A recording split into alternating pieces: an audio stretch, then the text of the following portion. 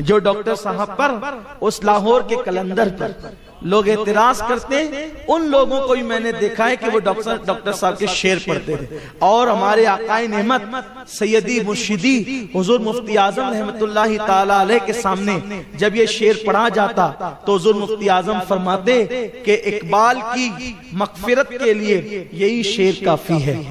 कौन सा शेर कि मोहम्मद से वफा तूने तो हम तेरे हैं, ये जहां चीज है क्या लौह कलम तेरे हैं।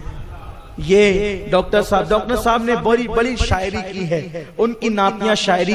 बल्कि मैंने एक बहुत बड़े मुफक्किर से पूछा था कि डॉक्टर इकबाल के बारे में आप क्या कहते हैं, तो उन्होंने फरमाया वो रात का सूफी था और दिन का मुफक्किर था।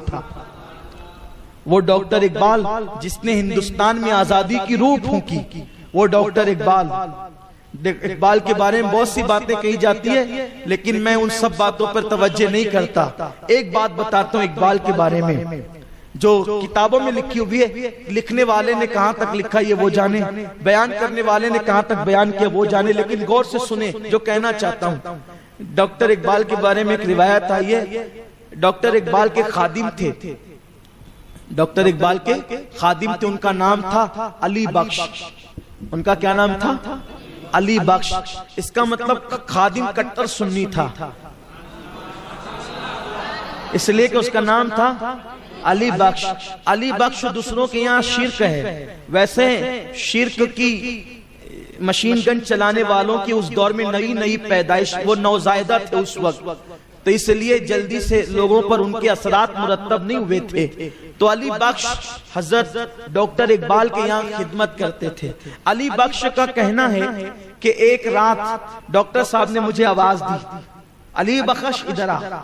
मैं सो रहा था, तो चूंकि बड़ी अकीदत थी डॉक्टर साहब से अली बख्श को, तो अली बख्श उठ करके गया कि जा करके क्या देखा कि डॉक्टर साहब के सोफे पर एक बहुत नूरानी चेहरे वाले बुजुर्ग बैठे हैं और रात के तकरीबन 2:30-3 बज रहे हैं, आधी से ज्यादा रात गुजर चुकी है, और डॉक्टर साहब के सोफे पर एक बहुत बड़े नूरानी चेहरे वाले अल्लाह वाले, ऐसी वजाहत कि मैंने उस दौर में हिंदुस्तान में किसी को नहीं देखा था, क्योंकि पाकिस्तान उस वक्त तक बना नहीं था। तो मैंने उस वक्त तक हिंदुस्तान में इतना नूरानी चेहरा मैंने किसी का नहीं देखा था, लाहौर में भी इतना हसीन मैंने किसी को नहीं देखा था। अली बख्श कहते हैं लेकिन मैंने ये भी मंजर देखा, अभी तक कभी नहीं देखा था, कि डॉक्टर इकबाल के पास जुना आते थे ना, जिसको लोग मोहम्मद अली जिना कहते हैं, और वो भी हाथ बांध के खड़े रहते थे। नेहरू वगैरह आते थे ना, तो वो लोग भी जो है वो डॉक्टर साहब के सामने बहुत ज्यादा बोलने की हिम्मत नहीं करते थे, यानी गांधी जैसे लोग भी डॉक्टर साहब के साथ बहुत ताजीम से पेश आते थे। और डॉक्टर साहब का अपना एक मिजाज था, शाहाना मिजाज, और किसी को खातिर में नहीं लाते थे, हर एक को खातिर में नहीं लाते थे। अखलाक अपनी जगह है, लेकिन हर एक को घास डालना डॉक्टर साहब का काम नहीं था। लेकिन मैंने ये मंजर अपनी आंख से देखा। अली बख्श कहते हैं कि डॉक्टर साहब के सोफे पर बुजुर्ग बैठे और डॉक्टर साहब उनके पैर दबा रहे हैं। डॉक्टर साहब डॉक्टर साहब का पैर दबाना कोई मामूली चीज नहीं था किसी के। मैं देख करके हैरान रह गया कि ये क्या मंजर है। डॉक्टर साहब ने कहा अली बख्श एक काम करो, बाहर जाओ और बाहर जा करके जो है वो लस्सी लेकर के आओ, 3 गिलास लस्सी लाओ। मैंने सोचा ये रात के इतने 3 बज रहे हैं और लाहौर में अभी सब सुना हो गया होगा और ये इनको लस्सी की सूझ रही है।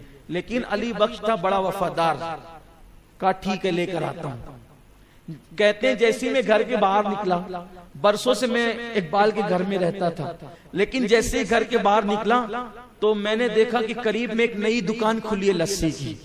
ऐसा लगता था जैसे आज ही रात खुली है लस्सी की दुकान, और लस्सी की दुकान पर बहुत नूरानी चेहरे वाले बुजुर्ग, जैसा चेहरा वहां था ऐसे ही कमोबेश यहाँ भी था, और वो लस्सी बना रहे थे। मैं गया और पैसे निकाल के कहा कि 3 गिलास लस्सी। उन्होंने 3 गिलास लस्सी दी और कहा ये पैसे ले जाओ। इससे पहले कि मैं बताता मैं कौन हूं और मैं कहां से आया हूं, उन्होंने खुद कहा इकबाल के साथ हमारा हिसाब किताब चलता रहता है, तुम ये पैसे ले जाओ, हम हिसाब कर लेंगे, हम हिसाब कर लेंगे, ले जाओ। इकबाल के साथ हमारा हिसाब चलता रहता है। कहते हैं कि मैं लस्सी ले आया, ले आने के बाद ला करके जैसे रखा तो मुझसे डॉक्टर साहब ने कहा जाओ। लेकिन मैं देख रहा था और डॉक्टर साहब ने एक गिलास बुजुर्ग को पेश किया, उन्होंने पी ली लस्सी। उसके बाद दूसरा गिलास पेश किया तो भी पी ली, और तीसरा गिलास पेश किया तो कहा कि तुम पी लो। डॉक्टर साहब ने पी लिया। उसके बाद वो बुजुर्ग ने कहा अच्छा अब मैं चलता हूँ। और बुजुर्ग जब जाने लगे तो फिर मुझे अली बख्श कह करके डॉक्टर साहब ने आवाज दी, अली बख्श इधर आओ और बुजुर्ग को बाहर तक पहुंचा दो। तो मैं बुजुर्ग के पीछे पीछे हो लिया। जैसे बुजुर्ग ने बाहर कदम रखा, एक रोशनी चमकी, मेरी आंखें चौंधिया गई और वो बुजुर्ग गायब हो गए। मैं आया और आने के बाद मैंने डॉक्टर साहब को कहा, क्योंकि अब मैं घूम घाम के बाहर आया था, वो जो नई दुकान खुली थी वो कोई दुकान नहीं थी। मैं आया, मैंने कहा डॉक्टर साहब सही बताना क्या मामला है, वो दुकान भी लगी थी, अभी वो दुकान भी नहीं है, और ये जो बुजुर्ग आया था ये कौन है, आप पैर दबा रहे थे, क्या मामला है। तो डॉक्टर साहब ने कहा अली बख्श रहने दो, मत पूछो। अली बख्श जिद पर आ गए, नहीं आपको बताना ही पड़ेगा, आपको बताना ही पड़ेगा। तो डॉक्टर साहब ने कहा इस शर्त पे बताऊंगा कि जब तक मैं जिंदा रहूं ये वाकया तुम किसी को नहीं बताओगे तो बताता हूं, का वादा करता हूं जब तक आप जिंदा रहेंगे किसी को नहीं बताऊंगा। तो डॉक्टर साहब ने बताया जिस बुजुर्ग के मैं पैर दबा रहा था वो सरकारे गरीब नवाज थे, वो हुजूर गरीब नवाज रदी अल्लाह ताला थे। और जो तुझे लस्सी की दुकान पे मिले थे, चूंकि गरीब नवाज आज लाहौर आए हुए थे तो उनकी मेहमानी के लिए दाता अली हुजूरी ने लस्सी की दुकान लगाई। ये गरीब नवाज का मकाम। लेकिन इसमें डॉक्टर इकबाल की अजमत समझ में आती है। उस डॉक्टर इकबाल से किसी ने पूछा डॉक्टर साहब अल्लाह ने आपकी शायरी में इतनी तासीर कैसे अता फरमाई। तो डॉक्टर साहब कहते हैं कि जब शहद की मक्खियां दुरूद पड़ती है तो कसेला रस भी मीठा हो जाता है। तो मैंने शायरी शुरू करने से पहले 1 करोड़ मर्तबा अपने नबी पे दुरूद और सलाम पढ़ा है। उस दुरूद की बरकत है कि अल्लाह ने मेरी शायरी के अंदर ये रंग पैदा कर दिया है।